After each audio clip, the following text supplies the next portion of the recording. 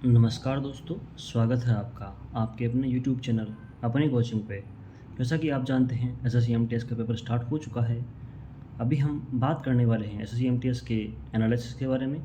जो भी क्वेश्चन पूछे गए थे आज वो उसके बारे में बात करने वाले हैं। पहले हम बात करते हैं जीके क्वेश्चन के बारे में, उसके बाद इंग्लिश के बारे में बात करेंगे। तो जितने भी इंग्लिश जीके के क्वेश्चन पूछे गए हैं, लगभग हमने आज के पूरे शिफ्टों के जो भी शिफ्ट में क्वेश्चन पूछे गए हैं सभी प्रश्न हमने इंक्लूड किए हैं, जितने हो सके संभव हो सके जितने में मिले हैं। तो आज के पूरे दिन के शिफ्ट में जो पूछे गए हैं वो प्रश्न हम बात करने वाले हैं। आज के पहले क्वेश्चन जीके में पूछा गया था कि यक्षगान नृत्य है वो किस राज्य का लोक नृत्य है। तो यक्षगान वो है जो कर्नाटक का है, वो लोक नृत्य है। दोस्तों, इसका अगर आपको पीडीएफ चाहिए तो आप हमारे टेलीग्राम ग्रुप को ज्वाइन कर सकते हैं, जिसका लिंक आपको वीडियो के डिस्क्रिप्शन बॉक्स में मिल जाएगा। ये पीडीएफ है वो आपको फ्री ऑफ कॉस्ट होने वाली है। अगर इससे पहले आपको जो भी 2023 में सीजीएल सीजीएल और एमटीएस के एग्ज़ाम हुए हैं उन सभी का आपको पीडीएफ चाहिए तो आप हमारे टेलीग्राम ग्रुप में उसका पीडीएफ पिन किया हुआ है। इससे जस्ट पहले वाला पीडीएफ है, तो आप वो जाके आप डाउनलोड कर लीजिएगा। उसमें लगभग 1800 से ज़्यादा प्रश्न है, तो वो अगर आप डाउनलोड करते हैं तो आपको उस वीडियो में काफ़ी हेल्पफुल होने वाली है। वो पीडीएफ आपको काफ़ी हेल्पफुल होगी और उसमें लगभग 50% प्रश्न है वो आपको वापस यहाँ से मिल जाएंगे।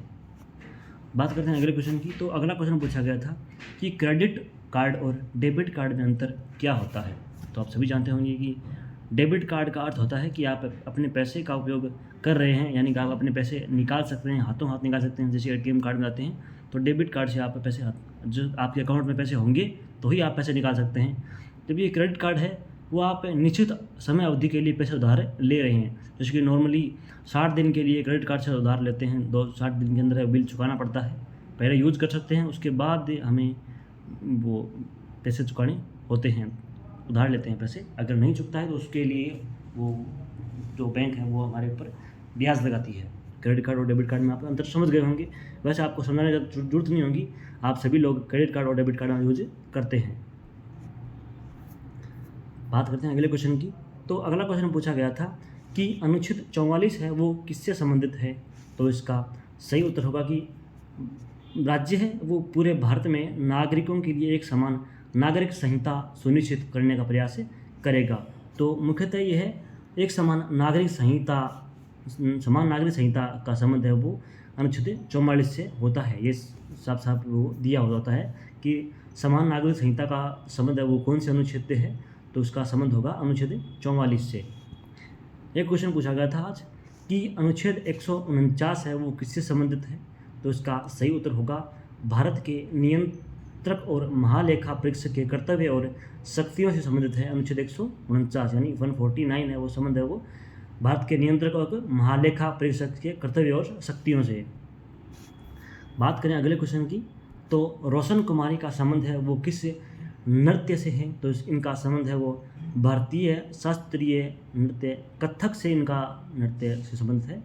और कथक है वो भारत के 8 शास्त्रीय नृत्यों में से एक शास्त्रीय नृत्य है। अगला क्वेश्चन है कि 15 अगस्त 1947 को जवाहरलाल नेहरू ने लाल किले में न फहराकर झंडा कहाँ फहराया था, यानी कि देश आज़ाद हुआ था उस टाइम सबसे पहले जवाहरलाल नेहरू ने झंडा कहाँ फहराया था। तो दिल्ली में स्थित है वो प्रिंसेप पार्क में वो है वो जवाहरलाल नेहरू ने वो झंडा फहराया था। नॉर्मली है वो झंडा उसके बाद है वो लाल किले में फहराया जाने लगा था। 15 अगस्त 1947 से शुरुआत हुई थी और आज तक फहराते हैं। अगला क्वेश्चन पूछा गया था कि पश्चिमी और पूर्वी गलियारों को कौन जोड़ता है। तो इसका सही उत्तर होगा स्वर्णिम चतुर्भुज योजना है वो पश्चिमी गलियारा को जोड़ती है, पर पूर्वी पश्चिमी गलियारा को जोड़ती है स्वर्णिम चतुर्भुज योजना। अगला क्वेश्चन पूछा गया था कि शोभना नारायण है वो किस शास्त्रीय नृत्य से संबंधित है। तो इनका संबंध है वो कथक से है, जो कि एक शास्त्रीय नृत्य है। दोस्तों, हमने इस वीडियो में पूरी कंप्लीट बात इसलिए नहीं की है क्योंकि हमने बार बार है वो कंप्लीट एनालिसिस आपको करवा चुका है, वहाँ से प्रश्न बनते हैं। अगर आपने अब हमारे रेगुलर स्टूडेंट हैं तो आपको पता होगा कि इससे पहले हम सब कुछ करवा चुके हैं, तो हम वन लाइनर करवाने की कोशिश करते हैं ताकि जो स्टूडेंट आपने पढ़ रखा है वो ज़्यादा इरिटेट ना हो, जो क्वेश्चन आपको काम की बात हो वो आपको समझ आ जाए, तो आपको काफ़ी हेल्पफुल होगा। वो ज़्यादा हम समय बर्बाद नहीं करना चाहते हैं कि बार बार वही पढ़ाएं, तो उससे क्या है, तो उससे जो कंटेंट है वो आपको नहीं मिल पाता है, और बार बार पढ़ाने से कोई ज़्यादा ऐसा वो भी नहीं है कि आपको ज़्यादा समझ में आएगा। तो जो पढ़ा रखा है, आपने PDF दे रखी है, वो आप पढ़ लीजिएगा, वो काफ़ी है। अगला क्वेश्चन है कि विराट कोहली ने वो अक्टूबर 2022 में T20 क्रिकेट में कितने रन पूरे कर लिए हैं? तो इन्होंने है वो 11,000 रन बनाने वाले एकमात्र भारतीय और विश्व के चौथे खिलाड़ी ऐसे हैं जो कि T20 क्रिकेट में 11,000 से रन अधिक बनाने वाले व्यक्ति हैं। अगला क्वेश्चन है कि MG रनाडे ने किसकी स्थापना की थी? तो इसका सही उत्तर होगा कि MG रनाडे ने है वो पूना सार्वजनिक सभा की स्थापना की थी। अगला क्वेश्चन है कि कमलेश प्रसाद को कौन सी बुक के लिए साहित्य अकादमी पुरस्कार 2003 में दिया गया था? तो इसका सही उत्तर होगा कि कमलेश प्रसाद ने है वो कितने पाकिस्तान उपन्यास लिखा था, उनके लिए उन्हें साहित्य अकादमी पुरस्कार 2003 में दिया गया था। बात करते हैं अगले क्वेश्चन की। तो चार मीनार कहाँ स्थित है? तो चार मीनार है वो हैदराबाद के, जो तेलंगाना के हैदराबाद में स्थित है। अगला क्वेश्चन है कि under 17 women S FIFA world cup कहाँ हुआ था? तो इसका सही उत्तर होगा कि अंडर 17 फीफा वर्ल्ड कप 2022 का फीफा वर्ल्ड कप है वो भारत के 3 शहर में भुवनेश्वर, मुंबई और गोवा में इसका आयोजन हुआ था। तो इसकी मेज़बानी है वो भारत देश ने की थी। अगला क्वेश्चन है कि नील नदी कहाँ पर जाकर गिरती है? तो यानी नील नदी का वो अंतिम बिंदु कौन सा है? तो नील नदी है वो भूमध्य सागर में जाकर मिलती है। यह अफ्रीका महाद्वीप में सबसे, जैसे नील नदी है वो विश्व की सबसे बड़ी लंबी नदी है और अफ्रीका महाद्वीप में ये बहती है। अगला क्वेश्चन है कि भीतरगांव मंदिर किस राज्य में स्थित है? तो इसका सही उत्तर होगा उत्तर प्रदेश में है वो भीतरगांव मंदिर स्थित है। अगला क्वेश्चन है कि सबसे कम जनसंख्या घनत्व वाला राज्य कौन सा है? तो इसका सही उत्तर होगा अरुणाचल प्रदेश है वो सबसे कम जनसंख्या घनत्व वाला राज्य है। और सबसे अधिक जनसंख्या घनत्व वाला राज्य कौन सा है? वो है बिहार है। सबसे साक्षर राज्य वो केरल है। सबसे कम साक्षर वो बिहार है। अगर आपको 2011 का जनगणना का वीडियो देखना है तो आपको वीडियो के डिस्क्रिप्शन में लिंक मिल जाएगा, वहाँ से आप वो वीडियो देख लीजिएगा। अगर आपने वो वीडियो देख लिया है तो आप ये मान के चलिएगा वो वीडियो कम से कम 8 से 10 मिनट का है। उसमें सब कुछ हमने इंक्लूड किया है, सब वीडियो में सब कुछ बात किया है। जो मॉक आउट होते हैं SSC में जो पर्सन बनते हैं सबको हमने इंक्लूड किया है। उससे पर्सन बाहर जाने की कोई संभावना भी नहीं है 2011 जनगणना का। तो आप वो जरूर देखिएगा, वो शॉर्ट एंड स्वीट वीडियो है, आपके लिए काफ़ी लाभदायक होगा वो वीडियो। अगला है कि मंदारिन भाषा कहाँ बोली जाती है? तो मंदारिन भाषा है वो चीन में बोली जाती है और दुनिया में है वो सबसे अधिक बोले जाने वाली भाषा कौन सी है? वो है मंदारिन भाषा, जो कि चीनी भाषा है। अगला क्वेश्चन है कि क्रैकिंग डिकोड किस भारतीय अभिनेता की आत्मकथा है? तो इसका क्रैकिंग डिकोड है वो आयुष्मान खुराना की ये वो जीवनी है, यानी आत्मकथा है, जो कि एक अभिनेता है बॉलीवुड की। अगला क्वेश्चन है कि शास्त्रीय नृत्य संगीत में भारत रत्न पाने वाले व्यक्ति 2023 तक कौन कौन है? तो अब तक है वो मात्र 4 व्यक्तियों को वही शास्त्रीय नृत्य संगीत मिला है। जैसे एक पंडित रविशंकर जोशी है, जाकिर हुसैन है और बिस्मिल्लाह खान है, और शायद एक और शायद वो है लता मंगेशकर है शायद। इन 4 को ही, 3 का पता है, लता मंगेशकर मुझे पता नहीं, लेकिन इन 4 को ही मिला है अभी तक वो शास्त्रीय नृत्य या संगीत में है वो भारत रत्न पाने वाले व्यक्ति 4 ही हैं मात्र। अगला है कि नॉर्थ की यानी कि उत्तर की नटराज का संबंध किससे है? तो नॉर्थ की नटराज का संबंध है वो एक भारतीय ट्रांस वुमेन भरतनाट्यम नाटकी थी। नॉर्थ की नटराजन जो कि एक महान ट्रांसजेंडर नर्तकी थी, तो उनका संबंध है वो एक भरतनाट्यम से था उनका संबंध। अगला है कि सांगपो नदी किस नदी का उपनाम है? तो सांगपो नदी है वो ब्रह्मपुत्र नदी का नाम है। ब्रह्मपुत्र के अनेक नाम है, इसे ब्रह्मपुत्र को बांग्लादेश में पद्मा भी कहते हैं। वो सांगपो नदी है, इसका उपनाम है वो ब्रह्मपुत्र नदी का उपनाम है जो कि भारत की सबसे लंबी नदी है। अगला क्वेश्चन है कि सूचना का अधिकार है वो कब लागू किया गया था? तो सूचना का अधिकार है वो 15 जून 2005 को है वो सूचना का अधिकार लागू किया गया था। अगला क्वेश्चन है कि यामिनी कृष्णमूर्ति का संबंध है वो किस शास्त्रीय नृत्य से है? तो इनका संबंध है वो भरतनाट्यम और कुचिपुड़ी, 2 शास्त्रीय नृत्यों से संबंधित इनका है। क्योंकि ये इसलिए इम्पोर्टेंट होती है क्योंकि ये इनका संबंध है वो 2 शास्त्रीय नृत्यों से संबंध है, तो ये इसलिए इम्पोर्टेंट होती है। ये क्वेश्चन एसएससी एमटीएस में इससे पहले भी बहुत बार पूछा गया है, तो अब भी पूछ लिया गया है। तो आगे आने वाले क्वेश्चन जो भी आपके शिफ्ट होंगे उनमें आपको जरूर पूछा जाएगा कि इस वीडियो से बहुत सारे क्वेश्चन आपको वापस रिपीट मिलेंगे, तो आप ये वीडियो आपके लिए काफ़ी हेल्पफुल होने वाला है, तो आप जरूर देखिएगा इस वीडियो को। अगला क्वेश्चन है कि 2023 क्रिकेट विश्व कप की मेज़बानी कौन सा देश करेगा? तो इसका सही उत्तर होगा कि भारत है वो क्रिकेट विश्व कप 2023 में मेज़बानी करेगा। इससे पहले भारत ने है वो 2011 में भी मेज़बानी की थी, जो वर्ल्ड कप है वो भारत जीता था, और अभी है 2023 में मेज़बानी करेगा। उम्मीद तो यही है कि भारत इस बार जीते वर्ल्ड कप। अगला है कि मित्र मेला की शुरुआत किसने की थी? तो इसका सही उत्तर होगा विनायक दामोदर सावरकर ने। आपको यह ऑप्शन मिल जाएगा, नहीं तो आपको गणेश दामोदर सावरकर ये ऑप्शन मिलेगा। तो मित्र मेला की शुरुआत है वो दामोदर सावरकर ने की थी।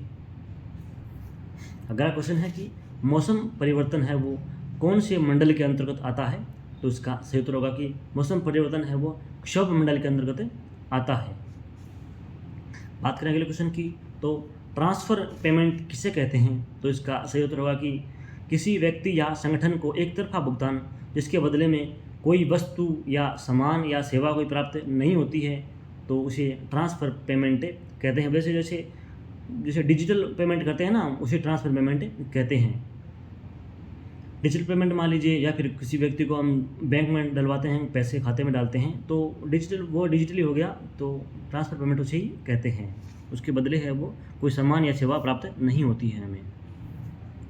अगला क्वेश्चन है कि अनुच्छेद 129 का संबंध किससे है? तो इसका सही उत्तर होगा कि सर्वोच्च न्यायालय की स्वयं की अवमानना, यानी कि सर्वोच्च न्यायालय का खुद का डिसीजन है वो अनुच्छेद 129 के अंतर्गत आता है।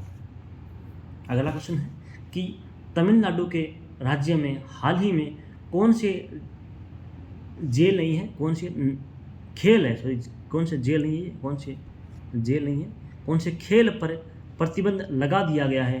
तो इसका सही उत्तर होगा कि जल्लीकट्टू, वो जो कि खेल था जिसमें व्यक्ति आपस में तलवार से या लड़ते थे, तो उस खेल पर है वो तमिलनाडु सरकार ने है वो इसे जल्लीकट्टू खेल पर है वो रोक लगा दी है, अवैध घोषित कर दिया इसको।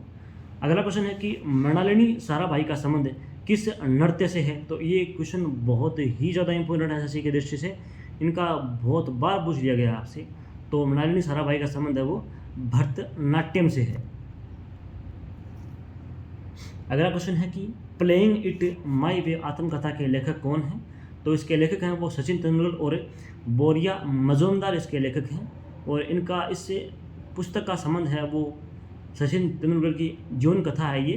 तो इसके लेखक हैं वो दोनों हैं, सचिन तेंदुलकर और बोरिया मजूमदार। और आत्मकथा किसकी है? तो सचिन तेंदुलकर की आत्मकथा है। और ये क्वेश्चन बनता है कि तेंदुलकर को है वो भारत रत्न कब दिया गया था? ये क्वेश्चन भी बहुत बार पूछ लिया गया है। तो इन्हें भारत रत्न है वो 2014 में दिया गया था। दोस्तों, आप जो भी महानतम व्यक्ति हैं उनकी जीवनी है वो जरूर पढ़ के जाइएगा कि उनकी जीवनी क्या है और किसने लिखी और कब लिखी और उन्हें भारत रत्न कब मिला था। और वैसे जिन्हें पुरस्कार मिल चुका है वो किसी भी फील्ड में, उनका तो आप जरूर याद करके जाइएगा क्योंकि ये एसएससी की दृष्टि से बहुत महत्वपूर्ण है, वहाँ से क्वेश्चन बनता ही बनता है। अगला क्वेश्चन है कि दीनबंधु की उपाधि किसे दी गई थी? तो दीनबंधु की उपाधि है वो CF एंड्रयूज को दी थी। वो भी किसने दी थी? गांधी जी ने है वो दीनबंधु की उपाधि दी थी CF एंड्रयूज को। किसने दी? गांधी जी ने। किसको दी? तो CF एंड्रयूज को। अगला क्वेश्चन है कि हाल ही में 2022-23 में संतोष ट्रॉफी किसने जीती है? तो इसका सही उत्तर होगा कि कर्नाटक ने है वो संतोष ट्रॉफी है वो 2022-23 की जीती है। अगला क्वेश्चन है कि पद्मा सुब्रमण्यम का संबंध है वो किस शास्त्रीय नृत्य से है? तो इनका संबंध है वो भरतनाट्यम से है। अगला क्वेश्चन है कि निम्नलिखित में से कौन सा गाना है वो पंडित जसराज से संबंधित है? तो मेवाती क्षेत्र का गाने जो भी हैं वो पंडित जसराज से संबंधित है। मेवाती ऑप्शन में दिया हुआ था, तो इसका सही उत्तर यही होगा। अगला क्वेश्चन है कि कौन कौन से अनुच्छेद है वो अल्पसंख्यकों और सांस्कृतिक और शैक्षिक अधिकारों की गारंटी देते हैं? तो उसका सही उत्तर होगा कि अनुच्छेद 29 और अनुच्छेद 30 है वो अल्पसंख्यकों को सांस्कृतिक और शैक्षिक अधिकारों की गारंटी देते हैं। अगला क्वेश्चन है कि वसुंधरा दोरास्वामी का संबंध किस नृत्य से है? तो इनका संबंध है वो भरतनाट्यम शास्त्रीय नृत्य से इनका संबंध है। अगला क्वेश्चन है कि 2011 की जनगणना के अनुसार सबसे कम साक्षरता दर किस राज्य का है? तो इसका सही उत्तर होगा कि साक्षरता दर सबसे कम है वो बिहार की है।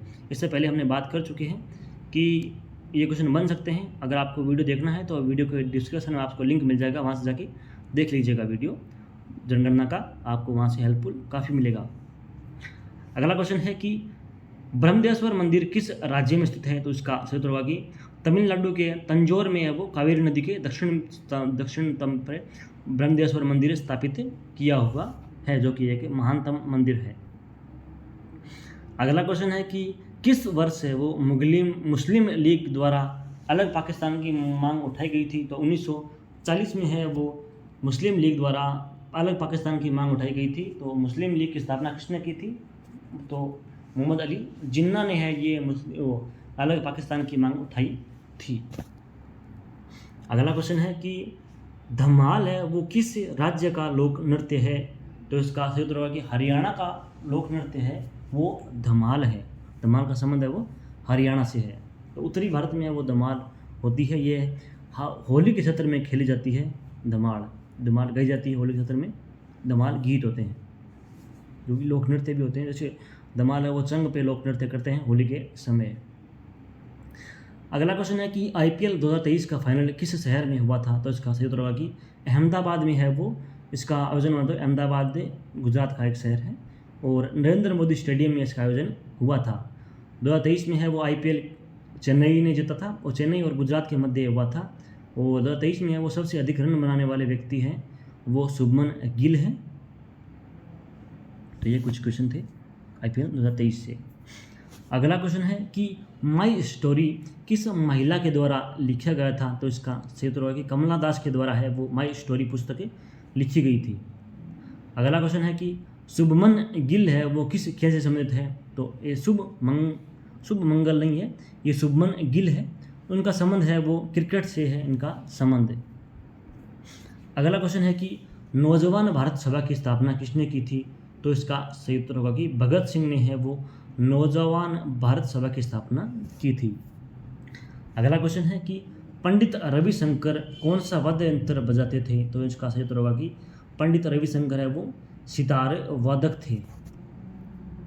अगला क्वेश्चन है कि कलाश्रम की स्थापना किसने की थी और कब की थी? तो कलाश्रम की स्थापना है वो पंडित बिरजू महाराज ने की थी, जिनका संबंध है वो कथक नृत्य से हैं और उन्होंने इसकी स्थापना है कलाश्रम की स्थापना है वो 1988 में की थी।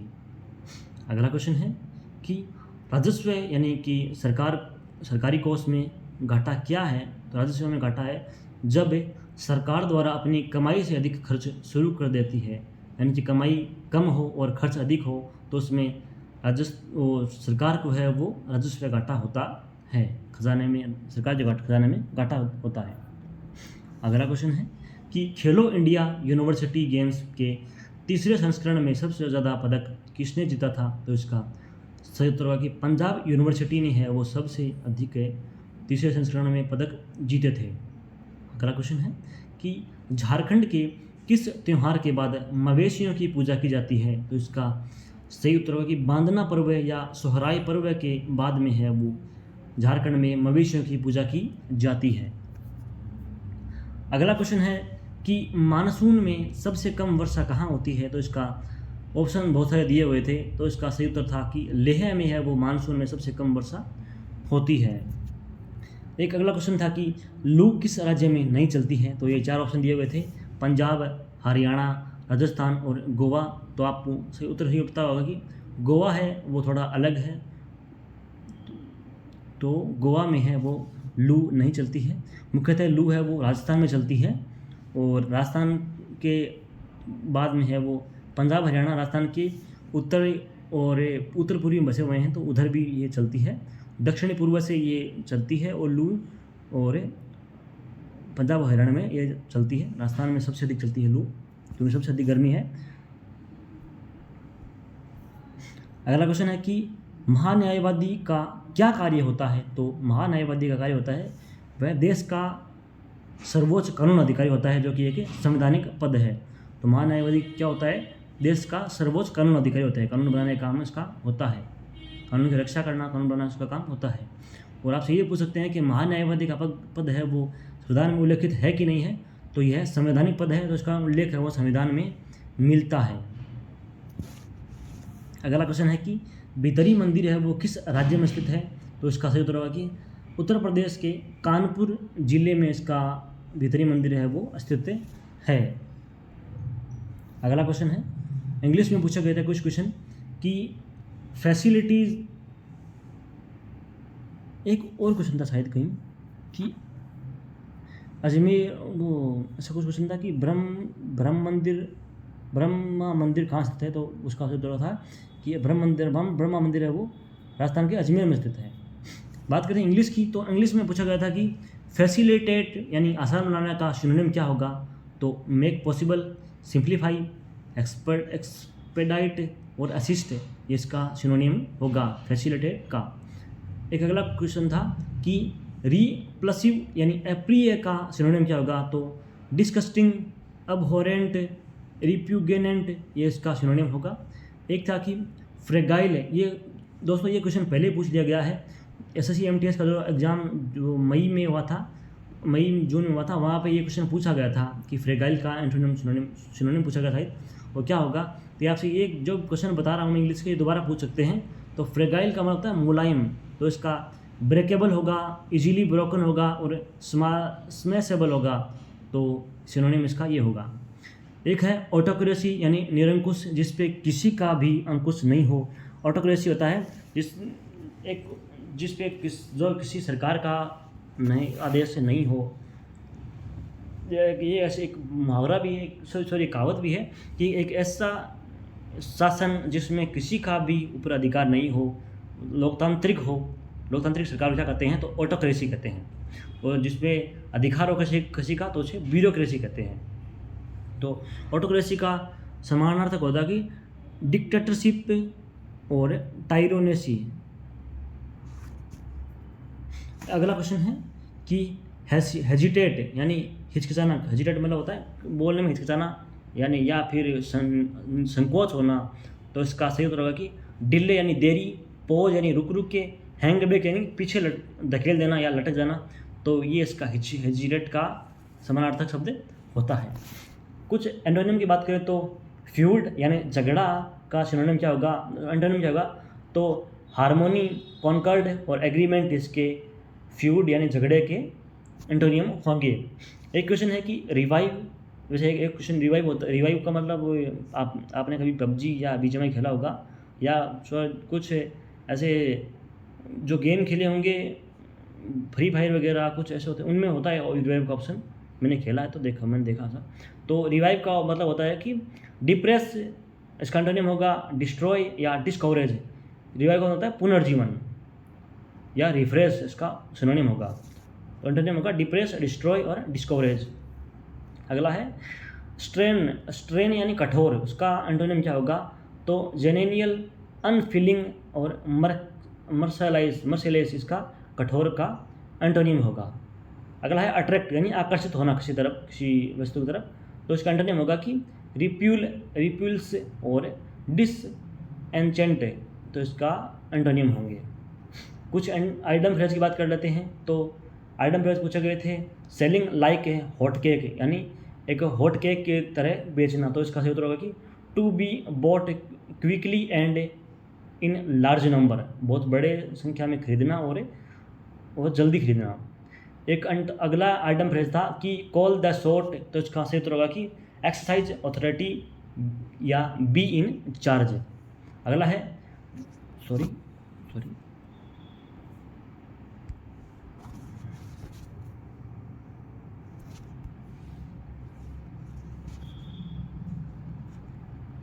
अगला है कि अगला है कि लेट द स्लीपिंग डॉग लाई, तो इसका सही उत्तर होगा कि लीव वेल इनफ अलोन, इसका ये समानार्थक शब्द आइटम फ्रेज होगा। अगला है कि ball in to your court, तो इसका सही उत्तर होगा आइटम फ्रेज होगा कि it is up to you to make the next decision और स्टेप। अगला आइटम है call a spade a spade, उसका सही उत्तर होगा स्पीक पेनली। अगला आइटम है कप ऑफ टी, उसका सही उत्तर होगा कि समथिंग वन लाइक और एक्सल्स इन। अगला है नेल ऑन द हेड, सिर के ऊपर नाखून होना, तो टू डू और से something that is exactly right. अगला है कॉल इट ए डे, इसका सही उत्तर होगा कि टू स्टॉप वर्क और अनदर एक्टिविटी। अगला है इन्स एंड आउट, अंदर बाहर, तो ऑल द डिटेल्स, सबकी बाहर खबर होना। अगला है कि स्पिल एंड बियंस यानी भेद खोल देना, तो इसका समानार्थक आइटम फ्रेज होगा तो to tell a person about something that should be a secret, तो किसी का भेद खोलना, तो स्पिल एंड बियंस होता है। अगला वन वर्ड पूछे गए थे कुछ, a place where their bird are kept, तो उसे कहते हैं एवेरी। अगला है ए फॉरगेट डॉक्यूमेंट, ये भुला हुआ डॉक्यूमेंट उसे कहते हैं फॉरग्रेसी यानी जालसाजी। अगला वन वर्ड है स्टडी ऑफ इंसेक्ट्स यानी कीट, इंसेक्ट्स होता है कीट, इज कॉल्ड यानी कीटों के अध्ययन क्या कहते हैं, तो एनाटॉमी कहते हैं कीटों के अध्ययन को। अगले कुछ स्पेलिंग एरर पूछे गए थे, एकम्बेंडेट, सार्जेंट, डेफिनेटली, फर्दर, सक्सेसफुली, ये कुछ स्पेलिंग एरर थे, ये कुछ पूछे गए थे। तो दोस्तों ये था आज के हमारा वीडियो। अगर आपको वीडियो पसंद आया है तो वीडियो को लाइक कीजिएगा, शेयर कीजिएगा और हमारे चैनल को सब्सक्राइब जरूर कर लीजिएगा, ताकि आपको समय समय पर है वो वीडियो ऐसे ही इंफॉर्मेटिव मिलती रहे। दोस्तों ये वीडियो है वो आपके लिए बहुत ही ज़्यादा इंपॉर्टेंट है, तो आप इस वीडियो को ज़रूर देखिएगा पूरा। अगर आपने पूरा वीडियो देखा है तो आपका बहुत बहुत धन्यवाद। इसको आप PDF आपको वो है वो हमारे टेलीग्राम ग्रुप में मिल जाएगा, जिसका लिंक आपको वीडियो के डिस्क्रिप्शन बॉक्स में दिया जाएगा। वहाँ जाके आप इस PDF डाउनलोड कर लीजिएगा या प्रिंट आउट निकाल लीजिएगा। और अगर आपको कंबाइंड PDF चाहिए तो आप हमें बोल दीजिएगा, हम आपको जैसे जैसे आगे एग्ज़ाम होगा हम आपके लिए कंबाइंड वीडियो डालते रहेंगे।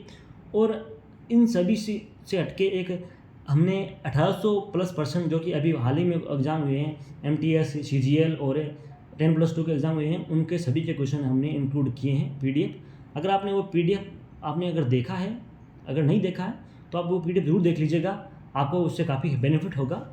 उससे लगभग आपको 25 में से 15% ज़रूर देखने को मिल जाएंगे। और जो ये अब हम जो पढ़ रहे हैं इससे भी आपको है वो 2 से 3 क्वेश्चन वापस रिपीट मिल जाएंगे। 1 तारीख वाला वो आपको 3 तारीख को जरूर देखने को 4 तारीख को जरूर देखने को मिलेगा एग्ज़ाम में। तो बस ये था आज का हमारा वीडियो, और चैनल को सब्सक्राइब जरूर कर लीजिएगा। दोस्तों ऐसे ही हमारे चैनल पे सपोर्ट बने रखिएगा। धन्यवाद।